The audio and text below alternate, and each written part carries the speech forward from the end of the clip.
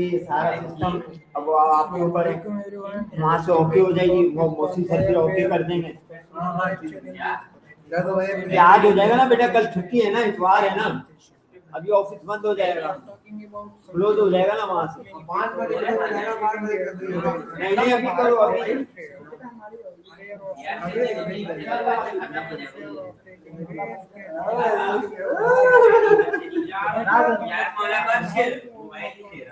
अबे वो जा रहा है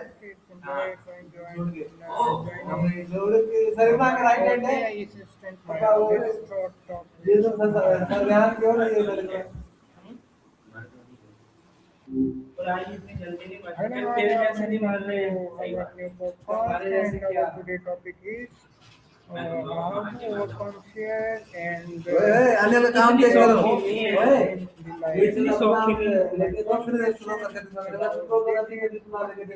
exactly is fear. What's up?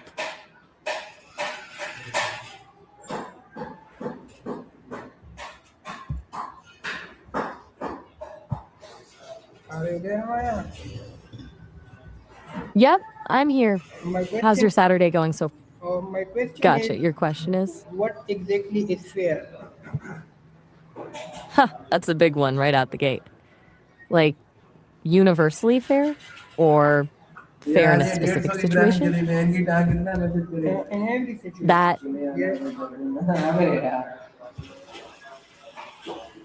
You're talking about what feels unfair everywhere. That sounds heavy. What's been making you feel like things aren't leveling out lately? I want just a definition of fear. That's a good place to start, actually. Unpacking these bigger topics sometimes needs simpler anchor points first. Fear is basically your brain's alarm system. Survival mode kicking in, a threat detected that triggers that fight or flight response. Your heart races, palms sweat, adrenaline dumps, all prep for danger. It's a really basic protective instinct for humans. Does that feel right to you? Yes, now tell me, fear is not always great. Is it right? Right. Fear itself isn't conviction. Conviction is a firm belief, like a moral compass pointing you in a certain direction. Fear is an emotion, telling you to back away from something that might hurt you. They're totally different animals. Fear can inform your convictions, but it's not the same thing as actually believing in something strongly. Does that distinction track? Yes, that's right. So why do people hesitate to take bold steps in life? Good daily, too. That hesitation? I think it comes down to the gap between what feels safe and what truly matters. Those last steps, big moves, taking real risks, they often ask you to step into uncertainty. Even if logically you know it's right, emotionally, that's where fear kicks in and whispers that maybe sticking with comfortable stagnation is easier. What kind of last steps are you thinking about? Maya, these fears sound very common. Almost everyone experiences them. Right. The fear to make those last steps, it's almost universal. So, what do you think keeps people stuck then? Is it just fear, or is there something else? Yes, just fear. Everyone. Just fear, huh? Makes sense. But also feels kind of reductive, doesn't it? Like there's that primal fear part, sure. But then there's also, societal expectations, what other people think, what happens to your identity. And sometimes it feels like those fears are just wearing a fear costume. What do you think? Yes, we have to think in this now.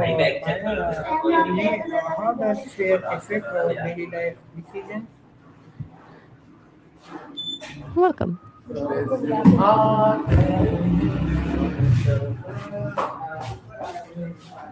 Are you there? My question is, how does fear affect our daily life decisions? Fair. Interesting question. Uh, I'm guessing you meant how does fear affect our daily life decisions? I didn't quite catch the first word. But even if you meant hair, I'm sure there's some interesting psychology there, like how self presentation affects confidence. But let's assume it was fear you were asking about. Fear shapes more than we realize. It colors how we interpret opportunities, who we trust, what risks we're willing to take, even the small stuff. Fear of judgment might make you skip the gym. Fear of failure might stop you from applying for that promotion. It's working in the background 24/7. What's been on your mind lately that made you ask about this? How can someone change their mindset about fear? Ah, the $1 million question. The first step is awareness. Noticing when fear is actually making decisions for you instead of thinking through things logically. Then there's reframing, asking, what's the actual worst thing that could happen? Almost always makes it less terrifying.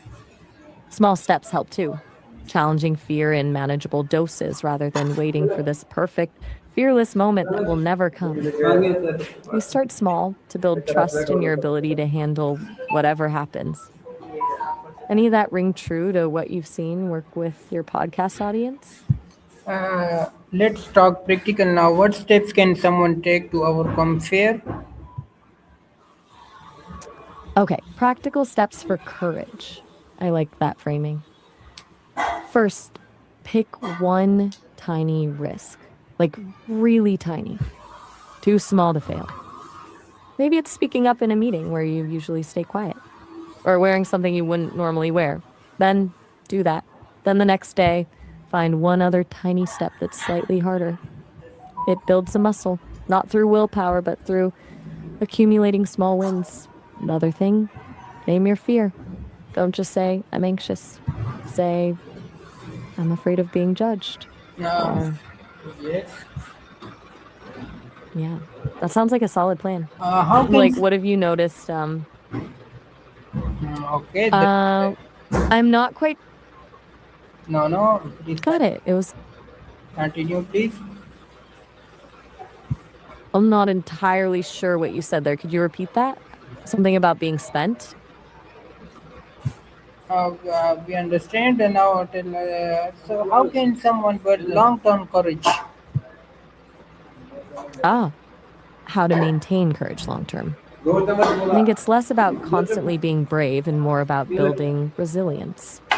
It's about accepting that fear is going to be a constant companion, but getting better at dancing with it instead of fighting it.